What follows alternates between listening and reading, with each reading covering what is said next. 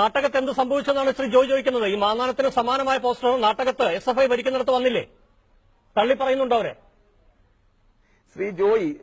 ശ്രീ ജോയി ആവർത്തിക്കുന്ന മണ്ടത്തരം എനിക്ക് മനസ്സിലാവും. KSU നേതാവ് ശ്രീ അയ്യപ്പദാസ്, നിങ്ങൾ ആ വിഷയമൊന്ന് അന്വേഷിക്കണം. അല്ലല്ല, നാട്ടകം പോളിടെക്നിക്കലാണ് പ്രശ്നമുണ്ടായത്. എന്താ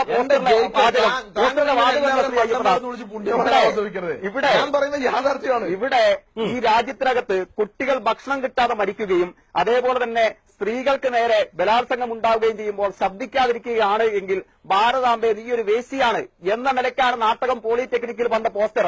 അതേപോലെയാണോ KE കോളേജിൽ ഉണ്ടായത്? ജോയി പറയുന്നത് മനസ്സിലാക്കാം. അതേ ഏറ്റുപാടൽ മനോരമയുടെ അവതാരകൻ ആ പോളിടെക്നിക്കിൽ KSU യൂണിയൻ പോലും ഇല്ല. ശരി, ഈ അങ്ങനെ അവിടെ നാട്ടകത്ത് വന്നതിൽ SFIക്ക് കുഴപ്പമൊന്നുമില്ല, ആ എഴുത്തിൽ പ്രശ്നമൊന്നുമില്ല. നാട്ടകത്ത് ഞാൻ മനസ്സിലാക്കിയെടുത്തോളം ആ എഴുത്തിലൊരു പ്രശ്നവും ആരോപിക്കാൻ വേണ്ടി കഴിയില്ല. അത് ABVP-കാരും RSS-കാരും ബോധപൂർവ്വം ഒരു SFI വിരുദ്ധ പ്രചാരണത്തിന് വേണ്ടി ആ പോസ്റ്ററിന് ഉപയോഗിക്കുന്നുണ്ട്.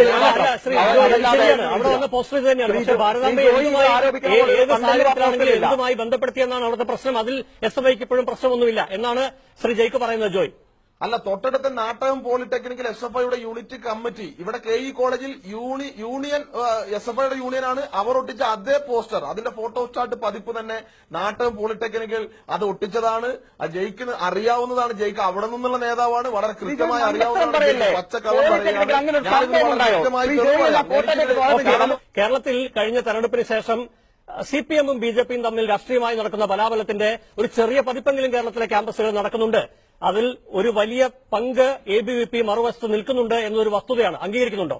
ഒരു കാര്യം കൂടി ഞാൻ ചോദിച്ചോട്ടെ ജയ്ക്ക്, നിങ്ങൾക്ക് ഈ കേരളത്തിലല്ല ഭാരതത്തിലെ സ്ത്രീകൾ ബലാത്സംഗം ചെയ്യപ്പെടുമ്പോഴത്തേക്ക്, പട്ടിണിമരണം നടക്കപ്പെടുമ്പോഴത്തേക്ക് ഭാരതാംബേനെ വേശിയെന്ന് വിളിക്കാമെങ്കിൽ ഈ നാടിനെ സംരക്ഷിക്കേണ്ട മുഖ്യമന്ത്രി നിങ്ങൾ എന്താണ് വിളിക്കേണ്ടത് എന്നും കൂടെ അവിടുത്തെ SFIക്കാരോട് നിങ്ങളൊന്ന് പറഞ്ഞു കൊടുക്കണം.